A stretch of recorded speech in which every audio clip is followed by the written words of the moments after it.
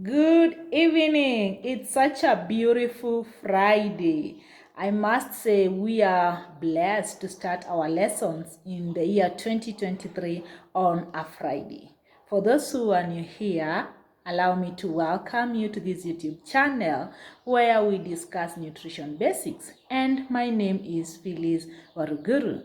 If you have not subscribed, please subscribe so that we may continue learning nutrition basics free of charge.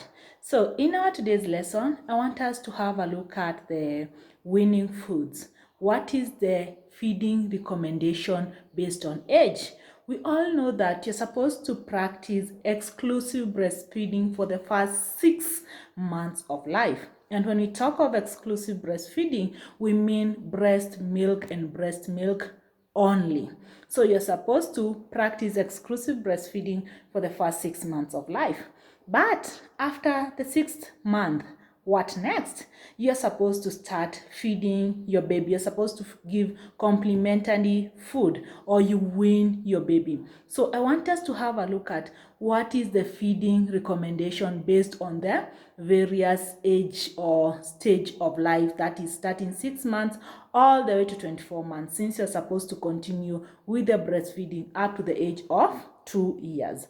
Now, immediately after exclusive breastfeeding for the first 6 months of life, then when you're starting your weaning, you're supposed to start with one food item at a time.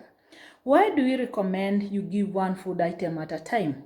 Number one, you need to understand your baby. How well can the baby tolerate different foods?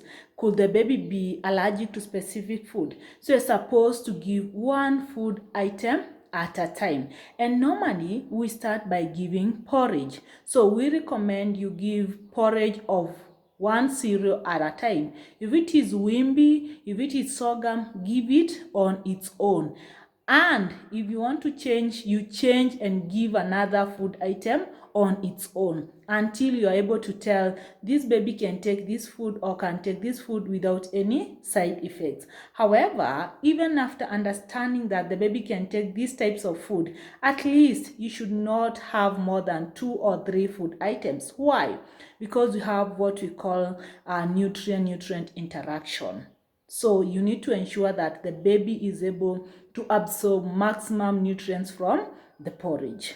However, you can enrich your food or enrich your porridge maybe with an avocado, with a banana, just to make it more nutritious.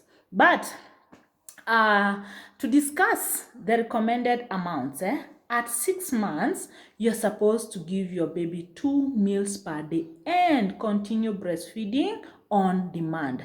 These 2 meals should contain 2 tablespoons per meal. 2 tablespoons per meal for the first 2 weeks. Then the third and the fourth week, now you give 3 tablespoons per meal. Remember, we have a tablespoon and we have a teaspoon. Tablespoon is the normal spoon that you use to feed. So the first 2 weeks, you give 2 tablespoons per meal. And you're supposed to give 2 meals per day and continue breastfeeding on demand. Then the third and fourth week, you increase to 3 tablespoons. Then, at the age of 7 to 8 months, you're not supposed to give 3 meals and continue breastfeeding. These 3 meals should contain half a cup per meal. Half a cup per meal, the standard cup. Then at the age of 9 to 11 months, you're supposed to increase. Remember, as the baby is growing, there's an increase in energy demand or nutrients demand as well. So at the age of 9 to 11 months, you're supposed now to give 3 meals, 1 snack, and continue breastfeeding. And each meal should have 3/4 per meal, 3/4 of a cup per meal. Then at the age of 12 to 24 months, you're supposed to give 3 meals, 2 snacks, and continue breastfeeding. And each meal should contain or should have 1 cup per meal. 3 meals and each meal should be 1 cup per meal. Why do we have these amounts, or why do we recommend these amounts? There is a tendency of parents overfeeding their babies, overfeeding their kids. And normally, what happens when you overfeed your baby, the excess calories is converted into fat. This results to excess weight gain. Excess weight gain resulting to obesity. It is very sad to come across a child at the age of 10. They are so obese, they are so overweight, and we know very well obesity results to type 2 diabetes. So why do you just want to harm your baby by overfeeding? Just give the recommended amount so that the body does not have to store excess energy. Please let us prevent our babies from suffering from type 2 diabetes. It is something that you can avoid by practicing good feeding practices. Give the right amount, because any excess amount is converted into fat, resulting to obesity, hence type 2 diabetes. Imagine a child at the age of 10, at the age of 15, they are already struggling with obesity, something which you would have avoided as a parent.